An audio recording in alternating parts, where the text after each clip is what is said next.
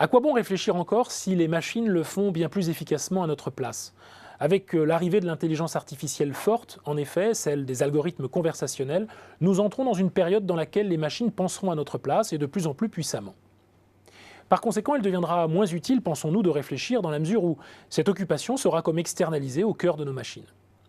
Ce scénario menaçant, le paléoanthropologue Pascal Pic, grand spécialiste des gorilles et autres primates, en fait une lecture très audacieuse dans son dernier ouvrage « Qui va prendre le pouvoir? Les grands singes, les hommes politiques ou les robots ?»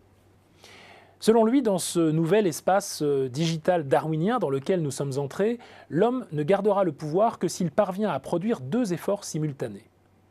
Le premier de ces efforts, c'est de tenter de mieux comprendre les intelligences naturelles qui l'ont précédé, notamment celles des grands singes, dont il brosse un portrait fascinant dans les premiers chapitres.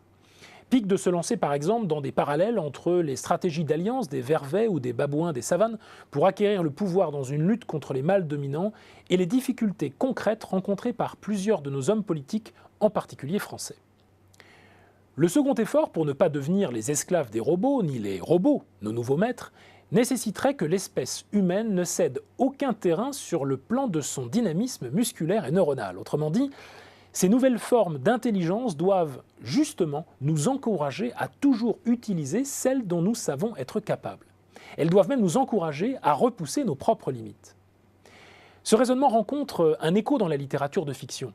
Pour Pic, en effet, cette situation ressemble à s'y méprendre à celle que décrit l'auteur de La planète des singes, Pierre Boulle, en 1963, au travers du témoignage de cette femme emprisonnée dans les geôles des chimpanzés qui ont pris le pouvoir et qui explique justement que cette situation a été rendue possible du fait de l'inactivité des humains, de leur refus du moindre effort, de leur apathie, les faisant glisser petit à petit dans un état d'esclavage volontaire. Cette rétrogradation est celle qui nous attend si nous ne tenons pas compte de la leçon de Darwin, prévient le maître de conférence au Collège de France, que je cite ici. Comprendre ce qui a fait notre succès ne suffira pas pour s'adapter au monde que nous avons contribué à changer. Au passage, Pascal Pic fait deux victimes cinglantes. La première, c'est le revenu universel, dont il remarque que l'idée est si neuve qu'elle se trouve déjà dans l'utopie de Thomas More parue au XVIe siècle.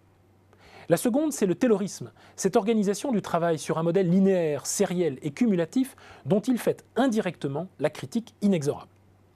Car s'adapter au monde que nous avons contribué à changer nous obligera à apprendre à désapprendre, à passer par des périodes d'activité et d'inactivité pour prendre du recul avec ce qui s'est passé, pour retrouver créativité et sens de la responsabilité.